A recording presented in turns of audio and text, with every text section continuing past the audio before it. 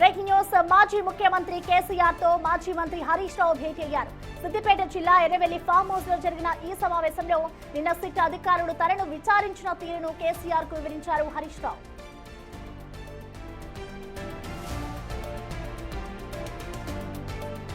సుమారు 7 గంటల పాటు జరిగిన సుదీర్ఘ విచారణలో సిట్ అధికారులు ఏ అంశాలపై ప్రశ్నలు సంధించారు, వారి అడిగిన సాంకేతిక వివరాలేమిటి, దానికి తాను ఏ విధంగా కౌంటర్ ఇచ్చారనే అంశాలను హరీష్ రావు అధినేత దృష్టికి తీసుకెళ్లారు.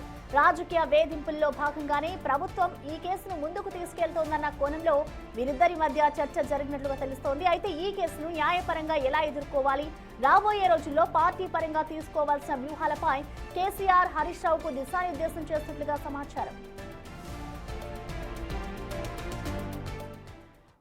దీనికి సంబంధించిన మోర్ డీటెయిల్స్ ని మా ప్రతినిధి దుర్గారెడ్డి అందిస్తారు. దుర్గారెడ్డి, మనం చూస్తున్నాం ఇటు ఎర్రవెల్లి ఫామ్ హౌస్ లో అయితే మొత్తానికి ఇటు హరీష్ రావు కేసీఆర్ తో భేటీ అయ్యారు.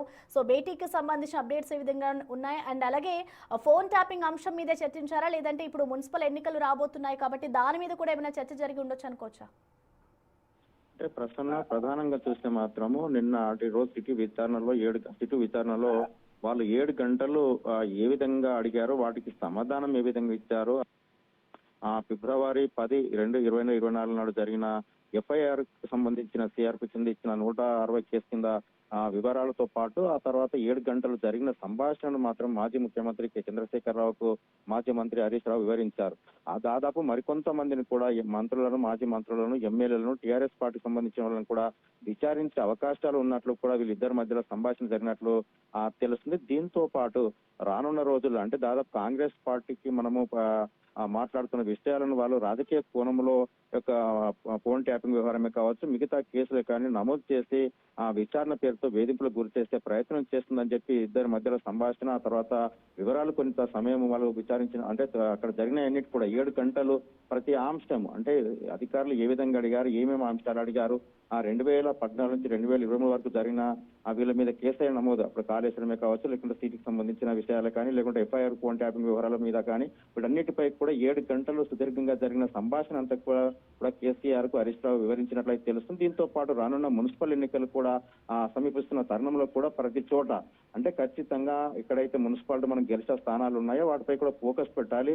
వాటన్నిటిపై కూడా ఎవరైతే గెలిచేవారు ఉన్నారో వారందరికీ కూడా అక్కడ ఏ విధంగా ఉంది దానికి ప్రణాళిక కూడా తీసుకొని రావాల్సిన కొంత కేసీఆర్ మాత్రం హరీష్ రావుకు వివరించినట్లు తెలుస్తుంది. దీంతో పాటు నిజంగా చూస్తే ఎఫ్ఐఆర్ ఆ తర్వాత ఫోన్ ట్యాపింగ్ పై మాత్రమే ప్రధాన చర్చ జరిగినట్లయితే మనకు కొంత సమాచారం అయితే అందుతుంది. ప్రసన్న.